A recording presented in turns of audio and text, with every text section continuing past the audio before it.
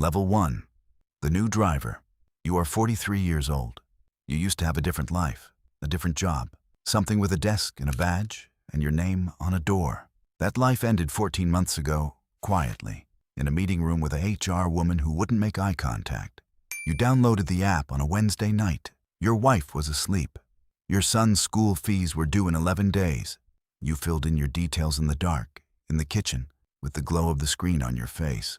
3 days later, your account was approved. You sat in the car for a full 6 minutes before you accepted your first ride. The passenger was a 22-year-old going 7 minutes down the road. He didn't look up from his phone once. He didn't say thank you. The app paid you $3.40. You drove home and sat in the driveway. You told yourself it was temporary. You believed it. You had to. Level 2. The bronze driver. You have completed your first 50 trips. 50 sounds like an achievement until you do the maths. 50 trips, 11 days. Average fare, $4.20 after Uber's cut. You are driving an average of 6 hours a day. Your car smells like someone else's takeaway. Your lower back has opinions about the seat that it did not have before. You have learned some things. You have learned that Friday nights pay better than Monday mornings. You have learned that airport runs are gold. Long, quiet, predictable. You have learned that a passenger who says, "I'm just down the road," is almost always lying. You have learned to smile, not because you feel like smiling, because a 5-star rating is not optional. 4.6 and below, and the app starts hiding your requests. 4.5, and you are invisible. You keep a bottle of water and a phone charger in the back. Little things. Things that earn you an extra star from strangers who will forget your name before they reach their front door. Your wife asks how it's going. You say fine. You do not mention that you have been awake since 4 a.m. to catch the airport surge. Level 3. The silver driver. You have completed 200 trips. You are no longer learning the basics. You have absorbed them. You know which streets get gridlocked at 6:30 in the morning. You know which areas produce long fares and which areas produce a string of $2 trips that eat your petrol faster than your earnings replace it. You have a system now. You position yourself near the hospital at shift change, near the university on Thursday nights, near the train station at rush hour. You have stopped accepting trips that send you 20 minutes out of your area for a fare that won't cover the dead mileage getting back. Other drivers think this is complicated. For you, it has become automatic. A passenger leaves a half-eaten burger on the back seat. You pull over, you clean it, you keep moving. You do not think about what you used to do for a living. That is a door you have learned to keep shut while the app is running. You are rated 4.8. It took 200 trips and the permanent sacrifice of your lumbar vertebrae, but you are rated 4.8. Level 4. The gold driver. You have completed 500 trips. Your son asked you last Tuesday why you are never home for dinner anymore. You told him it's because of work. He asked if you liked your work. You told him it keeps the lights on. He went back to his homework. You went back to the car. Gold status arrives quietly. No ceremony. Just a notification, a small badge on your profile, and access to a slightly higher tier of requests. Passengers see your rating. Passengers see your trip count. They feel safer getting in. You have had 500 conversations you will not remember. You have been told about divorces, promotions, cancer scans, first dates, last goodbyes. People confess things to Uber drivers the way they confess things to priests. Something about the anonymity of a moving car. Something about the fact that you are facing forward and they cannot see your eyes. You listen. You respond at the right moments. You never offer advice they didn't ask for.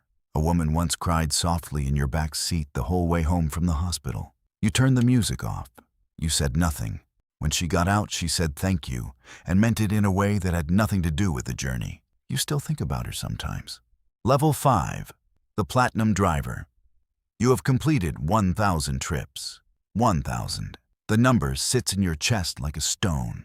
You have now driven for 14 months. You have put 62,000 kilometers on a car you are still paying off. You have spent more time with strangers than with your own family. You have eaten more service station sandwiches than you care to calculate. But something has shifted. Platinum status opens a door. Priority queue during surge hours.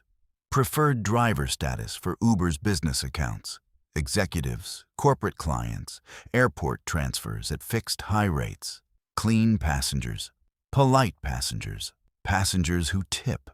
Your weekly earnings have climbed, not dramatically, not life-changing, but enough. Enough to pay the mortgage without the anxiety that lived under every payment before. Enough to stop checking your bank balance 4 times a day. Enough that your wife stopped having the look, the one she tried to hide, the one that said she was doing calculations you weren't supposed to see. You sit in the car after your 1,000th trip. The notification pops. Platinum. You stare at it. Then you accept the next ride. Level 6. The Diamond Driver. You have completed 2,000 trips. Diamond status is not given. It is accumulated. Trip by trip, rating by rating, cancellation rate kept below 2%. Every 5-star review, every quiet mile. The app now shows your face and your stats to premium passengers before they book. They choose you specifically. You have regulars now. A solicitor named Marcus, who takes the same route every Thursday morning and speaks exactly 4 sentences the entire journey, always concluding with a tip of £4. An elderly woman named Constance, who books you for her hospital appointments because she trusts that you will wait if she's running late. You wait. You have become, without meaning to, a reliable presence in other people's lives. A fixed point. Something dependable in their mornings.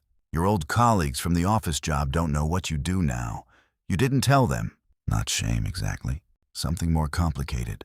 A private agreement with yourself that this chapter does not require their commentary. What they would not understand is this. There is a kind of dignity in being needed, in showing up, in being the person who does not let people down. That is not nothing. Level 7. The Uber Pro Driver. You have maintained a 4.9 rating across 3,000 trips.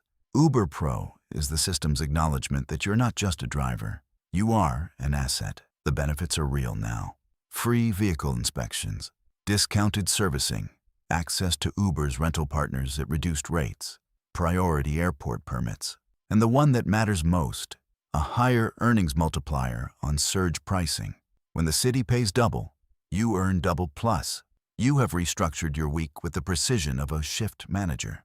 You know the exact hours when demand outstrips supply.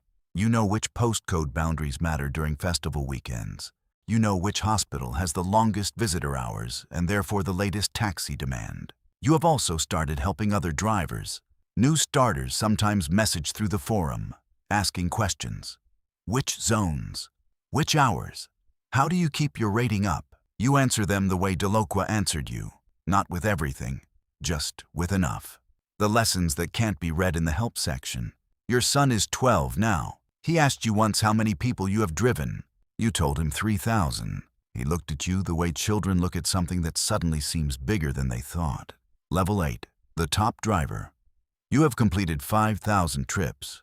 The app sends you a notification with the words, "You are in the top 1% of drivers in your region." You read it 3 times. You think about the man who sat in the driveway 14 months ago. No, longer now. It has been nearly 3 years, and could not make himself accept a ride for 6 full minutes. You think about the HR woman who would not make eye contact. Top driver status brings Uber's highest tier benefits. First access to new earning features. A dedicated support line.